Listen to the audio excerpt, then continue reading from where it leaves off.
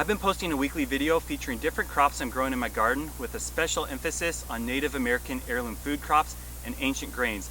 And this week I have a special two-part series where I'm going to feature this plant. It looks like wheat.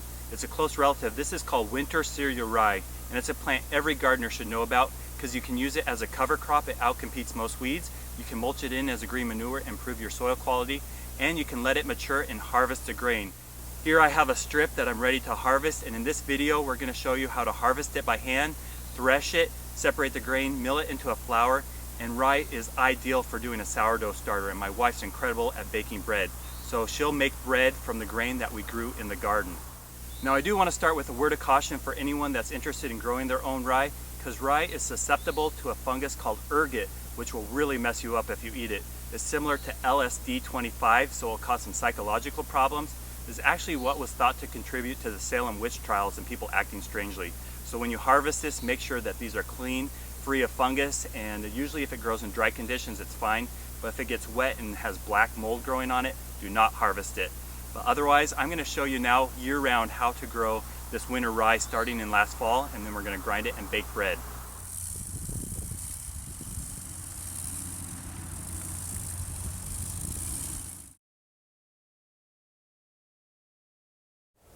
Here's one of the reasons why cereal rye is such a great cover crop is you can plant it in the fall, it will grow, and then when the snow comes in the winter, it does just fine under that layer of snow, and it will continue to grow through the spring. So it's a great cover crop that can withstand the cold and harsh conditions of winter. I love this time of year. It's early May and we're getting ready to plant our garden.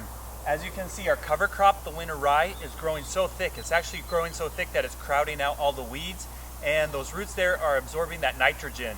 What we're going to do is we're going to till it under as a green manure. That way it can compost right in the soil and make that nitrogen available to our plants.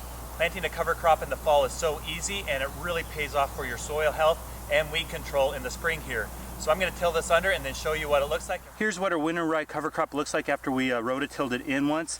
I'm going to let this bake a little bit in the sun because it provided so much organic matter that it was hard to rototill, but that makes a great a mulch and a great soil amendment. It's going to add a lot of nitrogen to the soil, and we'll just let this bake in and then work it a few more times and then plant our crops.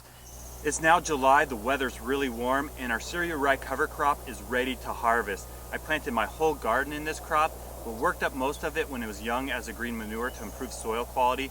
But I did leave this strip here to harvest grain. We're going to grind the flour and make bread. Now in ancient times, they'd simply just pick the heads of the grain and hand thresh them, and that's what I'm going to do since I'm doing this on a small scale. Modern times, they use combines and equipment that can mass produce grain. But for now, we're just going to do it the old-fashioned way. The only tool you need is a bowl. Here I have a wooden burl bowl that's been hanging in a barn for over 100 years. We're just going to collect the seed heads, crush them up, and then separate it using a little wind. So let's start harvesting our winter rye. I'm just picking these by hand until the bowl's full. The heads pop off pretty easy there. You just give them a little pinch, pull up, and they come right off.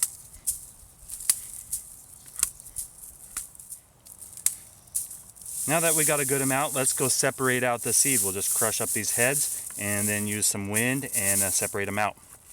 I have my bowl of rye here. There's hardly any seeds in the bottom. A few have fallen out, but what I'm going to do is I'm just going to start crushing these up with my hands, working them back and forth and breaking those seeds loose. They'll shatter pretty easily, so they do come out. You just got to work them, and after doing that, we'll show you how many seeds collected in the bottom. The heavy seeds fall to the bottom, and this light chaff you can just throw off to the side.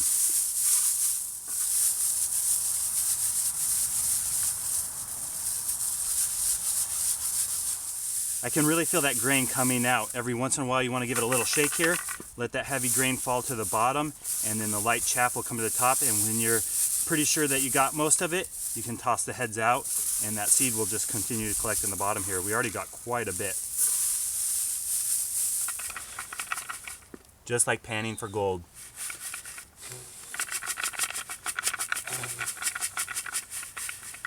We'll do some final cleanup, but this is basically grain that we're ready to go mill. So let's go put it in the grinder and make some flour. Here is the grain that Sean grew out in the garden this year. It's winter rye. And we have our grain mill set up here, and we're going to grind up this rye to make rye flour and then start a sourdough starter. And interestingly, rye was traditionally used There's naturally occurring wild yeast in flour, and particularly it's found in rye. And so they've used rye to start a sourdough starter. And really what a sourdough starter is, it's essentially wild yeast that you create the best conditions to culture it, that you then use that culture as a leavening for your bread. So you don't add any commercial yeast to your bread, you just add your starter. So that's wild yeast. It's considered to have better health benefits and all different kinds of things, but in a lot of ways it's just a lot of fun.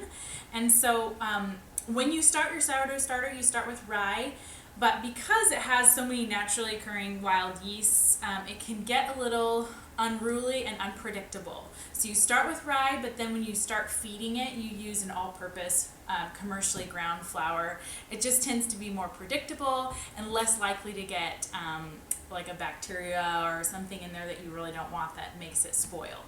So we'll start off by grinding our rye, and this can be a fun family thing, and we're going to bring our boys in because this is their favorite part. So we'll grind our winter rye with our boys Sterling and Carson. I can't eat. Okay, go ahead and put it in, and then Sterling, turn it all the way up to 10.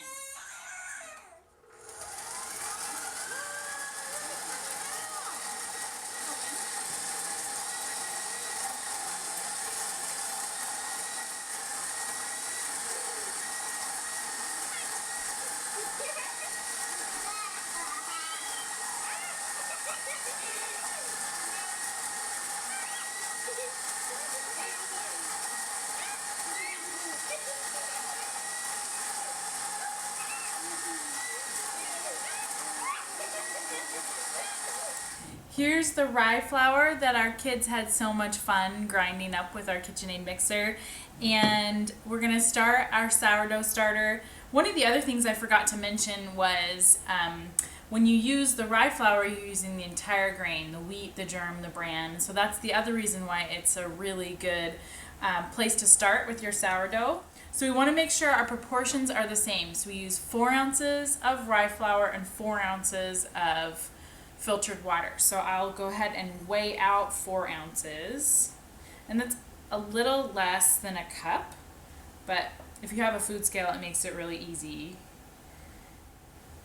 And we're just about there. So we'll take our water, mix it up.